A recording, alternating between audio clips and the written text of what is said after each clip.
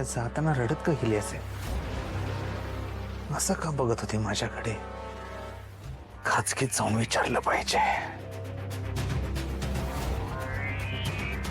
हो,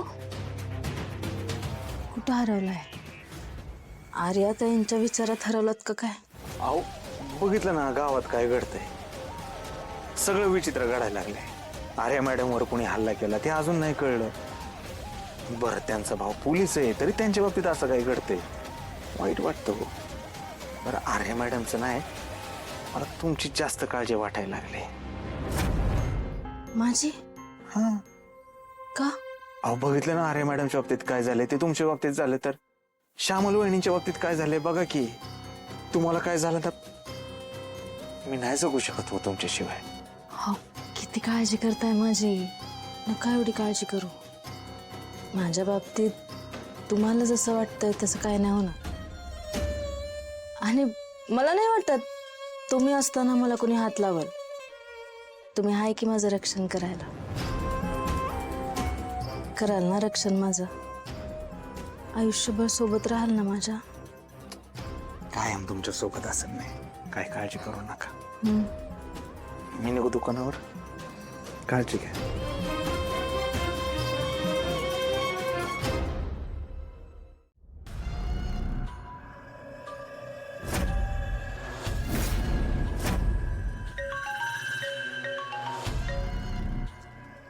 हॅलो, सगळं ठीक आहे ना? हां, लक्ष ठेवा नीट. माझ्या बहिणीला कोण कोण भेटायला येतं प्रत्येक गोष्टीची माहिती द्यायची मला. साहेब आज येऊ.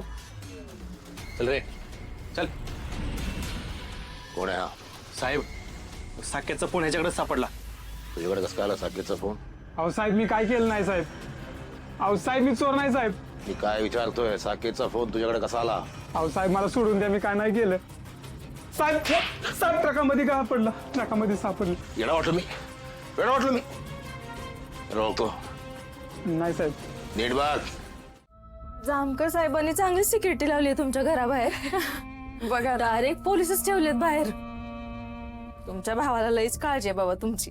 हो, अहो दादा फार पॉझिटिव्ह आहे माहितीये माझ्या बाबतीत. मला कोणी वाईट बोललं जरी ना तरी त्याला काही सहन होत नाही.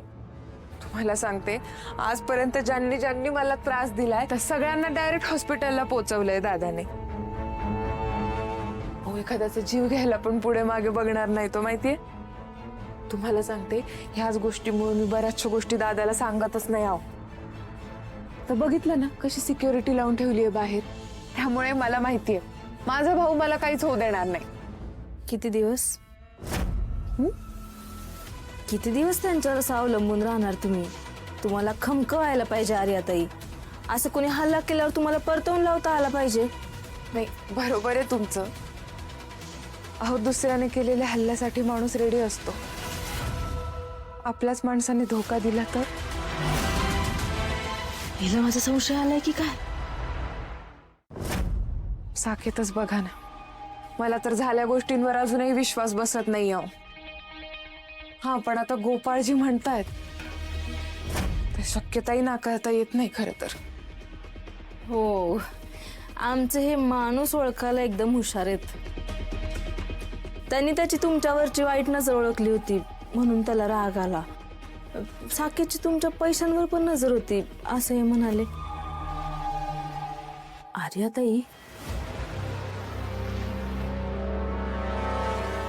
राग येणार नसेल तर तुम्हाला एक विचारू का? विचारा ना.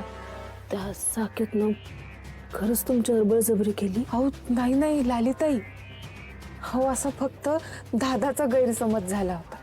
साकेत माझा फार चांगला मित्र आहे आणि माणूस म्हणून पण तो तेवढाच चांगला आहे. हो, तुम्हाला सांगते, माझ्या आयुष्यातल्या प्रत्येक वाईट अडचणींमध्ये साकेत माझ्या सोबत होता.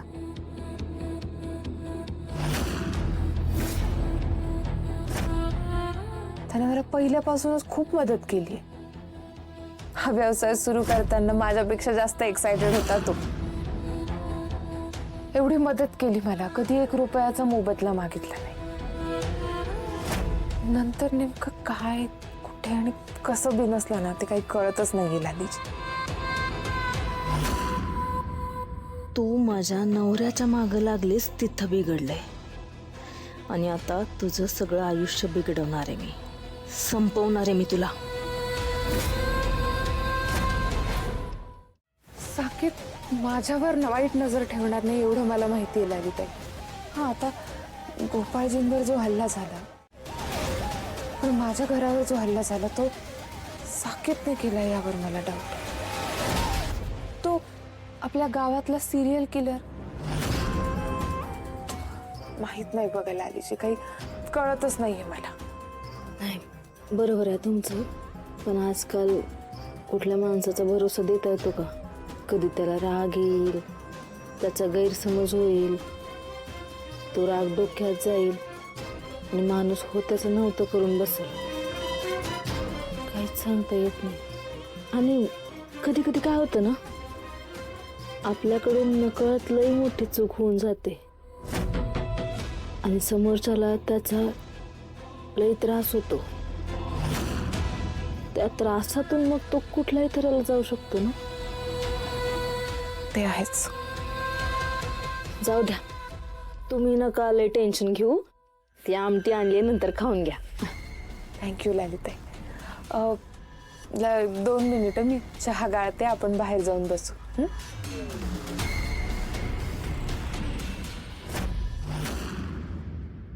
नशिबाच्या जोरावर अजून किती दिवस वाचशील? माझ्या नवऱ्याशी जवळीक वाढवून स्वतःचं आयुष्य कमी करून घेतलंयस तू. आता मर कर्मानं तुझ्या.